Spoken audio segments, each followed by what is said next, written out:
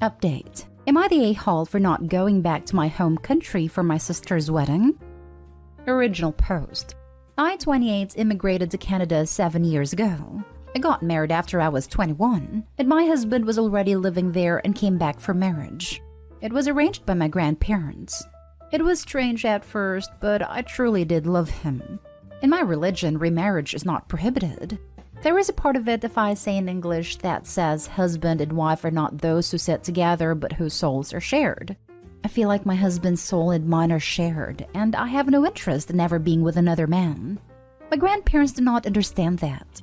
They want me to bring my kids back to my home country so they can get me remarried, so my kids can have a dad. Even if I wanted to, there are so many unknowns in that scenario that I do not wish to deal with. They have stopped asking me now, but I know it is what they want. My sister, 24, is getting married in June, and she badly wants me to be at her wedding. I would be lying if I said I do not want to go myself. From the way my grandparents were talking, I just know that if I go, they are going to try and get me married too. It's not a situation where I'd end up getting married, but I do not want to put up with the harassment and subject my kids to the idea that they might get a dad because they had a dad who loved them. When I told my sister that I was not going to be able to go, she got very upset with me. She called me selfish for not wanting to come after not seeing her for so many years. I pointed out how our grandparents are, but she said I should put up with it for a month for her. Maybe she is right, and I'm being a jerk about this because we were so close before I left. To edit, my husband has passed away and so have my parents. Now for the top comments before reading the update. Not a-hole. What you wrote about your marriage is beautiful. You may or may not ever find another love like that. That will be your choice to open your heart.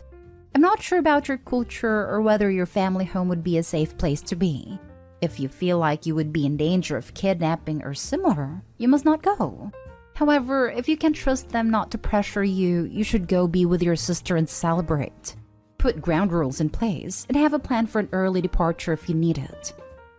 I'm not sure I agree with the last part. Opie lucked out with her husband, but she could not be as lucky with the next one. And right now, she has children to consider too. Her grandparents are showing a lot of signs of not respecting her wishes.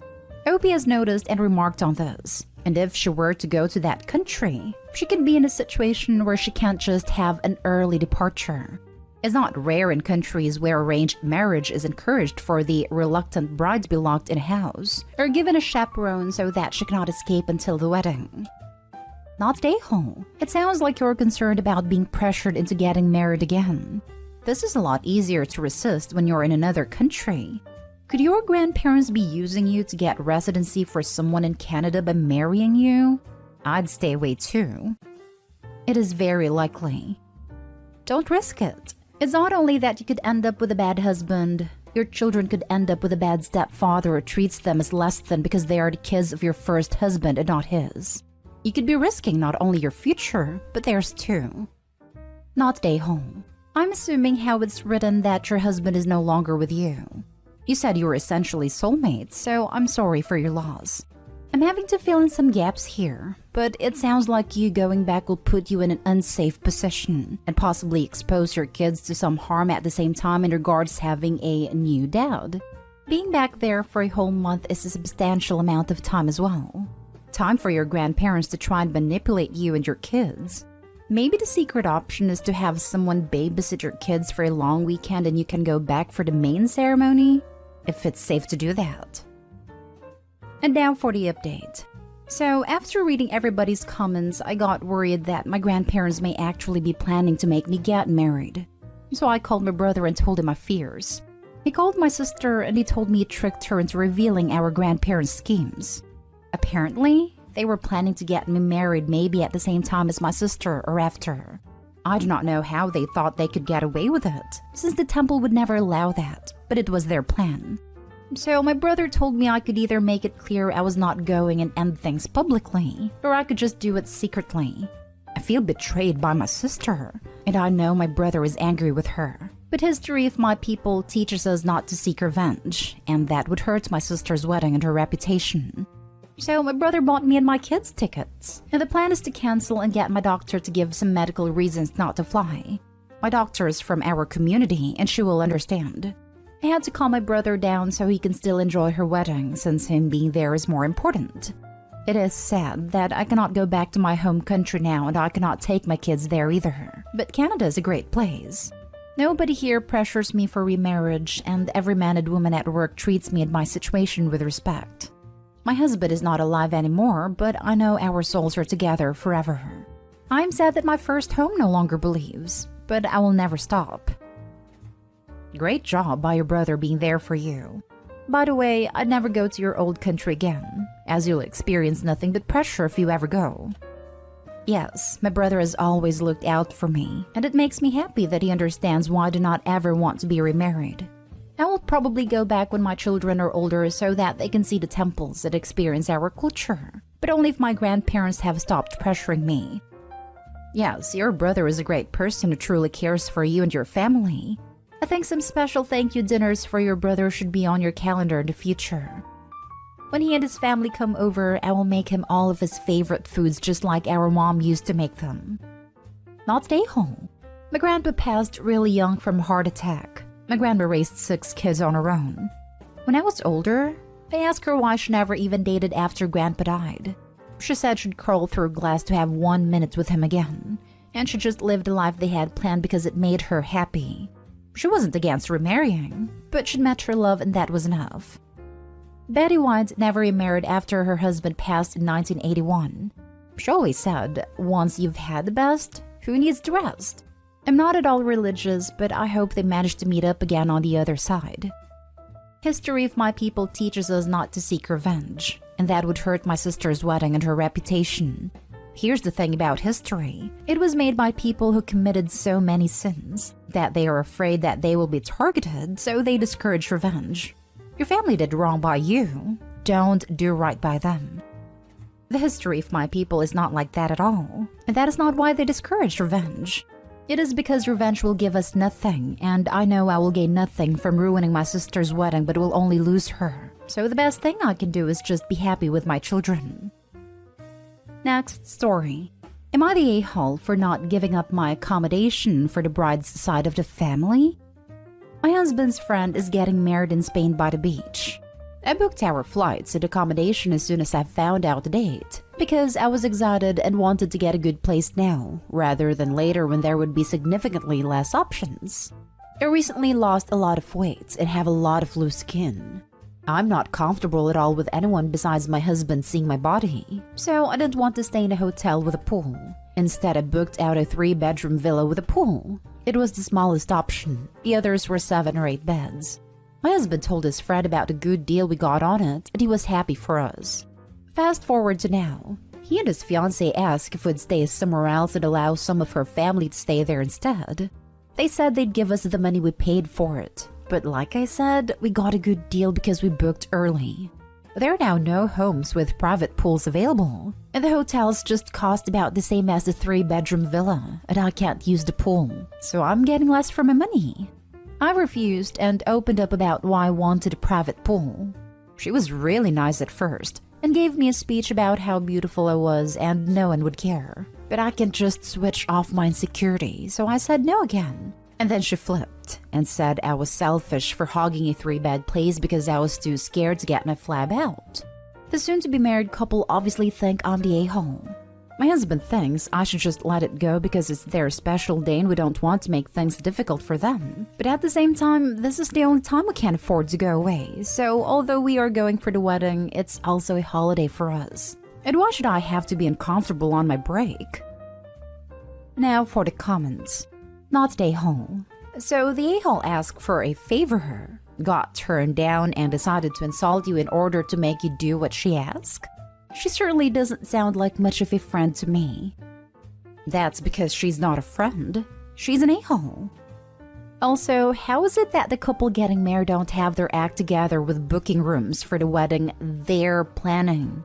It's not like this was a surprise. Not stay home. Go to Spain, enjoy the villa, and skip the wedding. Yes, do this. Not stay home. This is another case of people having a wedding and being inconsiderate of the guests. I'm tired of people acting like their special day means they get to treat others like crap. Your husband should be backing you up, because it's messed up. Not stay home.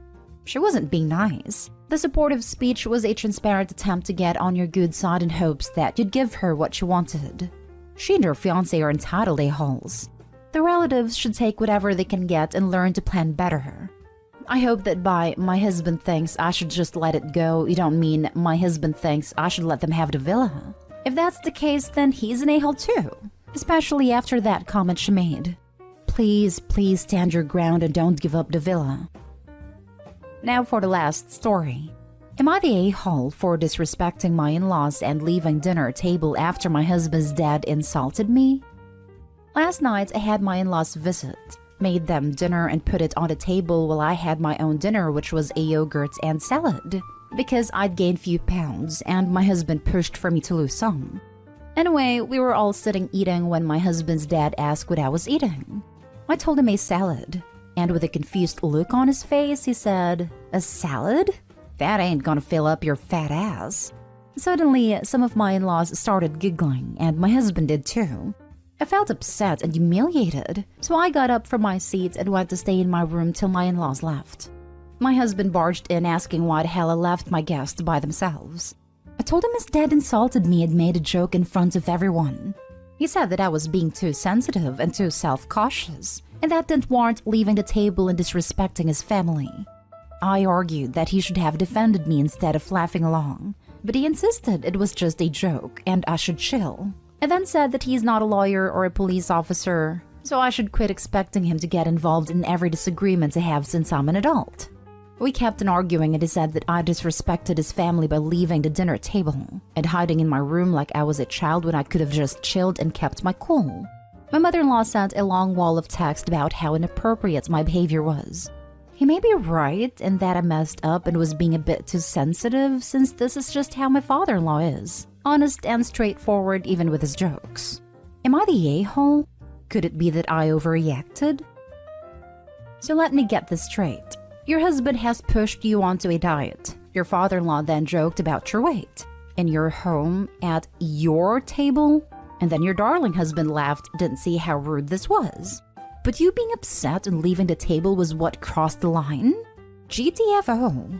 Not the a-hole. Hun, I'm commenting here because it's the top comment and I hope you see it. You're absolutely not the a-hole. You were insulted in your home. It is not okay for anyone to speak to you like that. I'm sure your husband and his parents have plenty of faults of their own. Would you be able to get away for a few days to think about the current direction in which your life is headed? Is this what you want for your future? Do you feel lonely in your own home? I promise you deserve to feel loved and appreciated just the way you are. If you would like to lose weight to feel healthier, then do it for you. Treat yourself with the care, kindness, and the love that you deserve from family. Be your own best friend. Your BFF wouldn't want you treated like this. I want to add one thing that might help Opie's perspective. Husband can't get involved in every little disagreement, so he doesn't have to defend Opie. Well, husband sure had no problem defending his parents and getting involved in their behalf. They're adults too. The excuse of "I shouldn't have to defend an adult" isn't his actual opinion. Husband's view is "I won't defend wife." Yes, absolutely this. My soon-to-be ex used to do the same thing. Finally, someone pointed it out. You mean he won't get involved if his family does something that insults you? He won't stand up for you, but he'll defend his family if you do something that somehow insults them? He'll get involved. Of course he will. When you can be blamed, no matter how minor the infraction, is always somehow your fault. I went, she was right. And thus began the long journey of discoveries of exactly how much manipulative and abusive behavior I had endured for years. Opie, you're not the a-hole. You're the victim. Start taking a good long look at your marriage. The situation sucks, yes, but in itself doesn't necessarily warrant divorce. The problem is, it's indicative of other behaviors. Other issues you may not realize are just as harmful. Chances are, this behavior of his isn't the problem. It's a symptom of something much bigger. Love and protect yourself, really. There are several indications of bigger issues here, and you owe yourself a good long look. Not a-hole, but why exactly are you married to this a-hole? He polices your weight and laughs when his family insults you. WTF? If a member of my family said something like that to my wife, which they wouldn't, I'd throw them out myself. Immediately. No hesitation, the next words out of my mouth would be, "Get out." And he's hypocrite. He won't defend Opie or get involved when his dad outright insults her because she's an adult and she shouldn't be sensitive. But when his parents feel insulted because Opie walked away, then he has something to say. Well, his parents are adults too, and they should be far less sensitive about people quietly leaving. They're all just mad Opie refused to be the night's entertainment by being their verbal piñata. Hold your head high, Opie, and keep walking away from insulting a-holes. If you're looking to diet, I know a great way to lose a couple 100 pounds of dead weight. It's called a divorce, not a-hole.